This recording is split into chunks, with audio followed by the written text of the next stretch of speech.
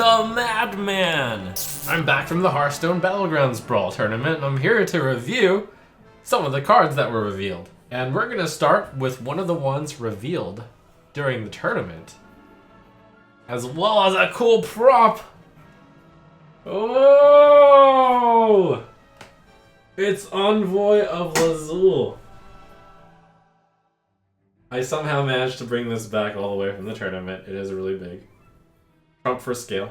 2 mana, 2/2 Priest. Battlecry, look at 3 cards. Guess which one is in your opponent's hand to get a copy of it. The 3 choices it gives you is one of them is a card in your opponent's hand. 2 of them, the 2 others, are cards that were at some point starting from your opponent's deck, which makes it for a pretty tough guess. So the question is, what type of deck wants to run this? We're living in the age of Volpera Scoundrel, where if you want to take a 3 mana 2/3, you guaranteed get a card. You guaranteed get a spell. So where does a 2 mana 2/2 get a card sometimes fit in? Probably in some sort of tempo or mid-range priest, I want to say. It does also give you some information.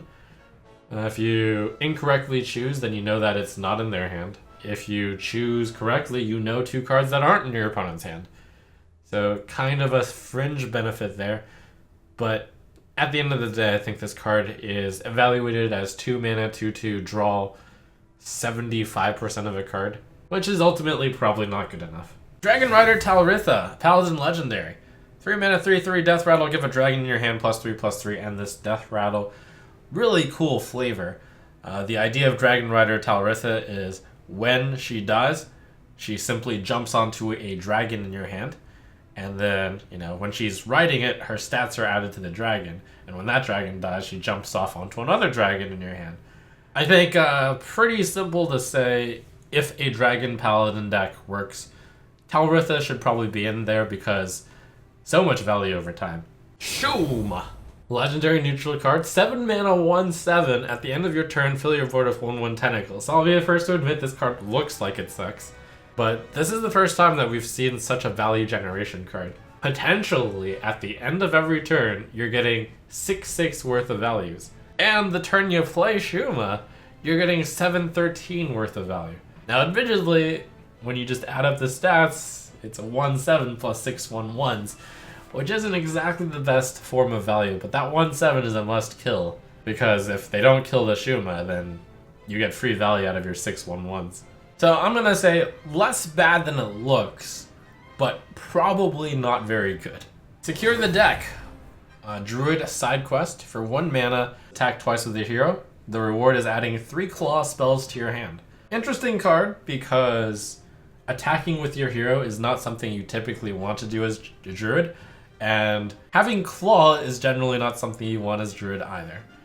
The card that makes most sense of this would be Gonk, but I think that's a pretty big meme. If you're valuing that the side quest itself of attacking twice with your hero is basically free, in that you don't care about paying 2 mana to add 1 attack and 1 armor because you would have done it anyways, then it's 1 mana to add 3 claw spells to your hand, which is really good. But the problem is, attacking with your hero is something that you probably actively sink mana into. It's certainly not your top choice. So in that case, it's more like 5 mana, add 3 claws to your hand, and that sucks. On the other hand, this Hunter side quest looks pretty sweet. Clear the way. Side quest, summon 3 Rush minions. Reward, summon a 4/4 Griffin with Rush. This is a pretty reasonable side quest. It could be stated as 1 mana, 4/4 Griffin with Rush. Normally, you'd probably have to pay around 4 mana for a 4/4 Griffin with Rush. So yeah, 1 mana 4/4. Cards that are really good with this include Springpaw. With Springpaw and Springpaw's Link's Friend, you have completed 2 out of 3 of this. The Desert Spear completes the quest itself over a little bit of time. Swarm of Locusts is usually an autocomplete on this. The way I figure it works is you would summon 3 Locusts, and then the Clear the Way interrupts the Locust summoning and summons the 4/4 Griffin, then you summon the rest of the Locusts. And you have Zul'jin potentially giving you another Clear the Way, and potentially finishing it instantly with another Locusts. I think that this quest could fit into Reno Hunter, but perhaps it's not consistent enough also. Certainly in Quest Hunter you would put this in your deck, but admittedly Quest Hunter is not very good.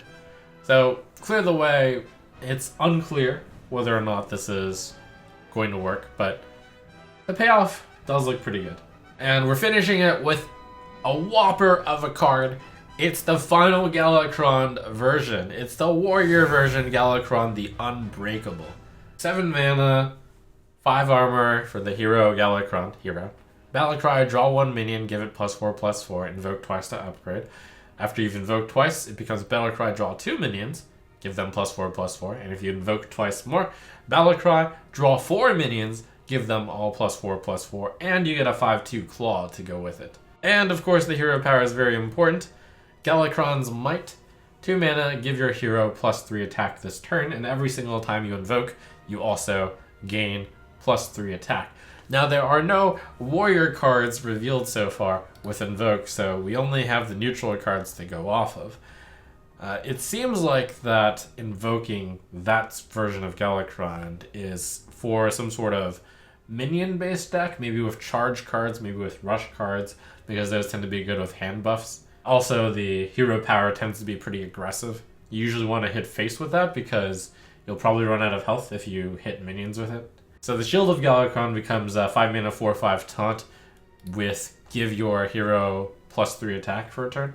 And of course Devoted Maniac still sucks like it does for all of the invoke pretty much. 4 mana 2/2 rush, battle cry, your hero gains +3 attack this turn. It's like a heroic strike that comes with 2/2 rush. Meh. So what deck wants to run a bunch of heroic strikes? Well, traditionally it's been an aggro deck. So we're gonna have to see whether or not there are good invoke cards in warrior. Maybe they're going to show up in aggressive-ish cards. So it could be interesting to see a tempo warrior come back with Galakrond on the head. Picture your Galakron Elite drawn with this, and then you interrage it. So you have a 10 attack Galakron Elite, and then you play your mercenary copying that damaged minion, and you're attacking for 20. Wow, that sounds just crazy enough to work. So we gotta see what other invoke cards are here, but looks like a very solid deck direction to go. And we're at the part of the week where we're going to start seeing cards every single day. So look forward to a new card reveal every day. It's every day, bro.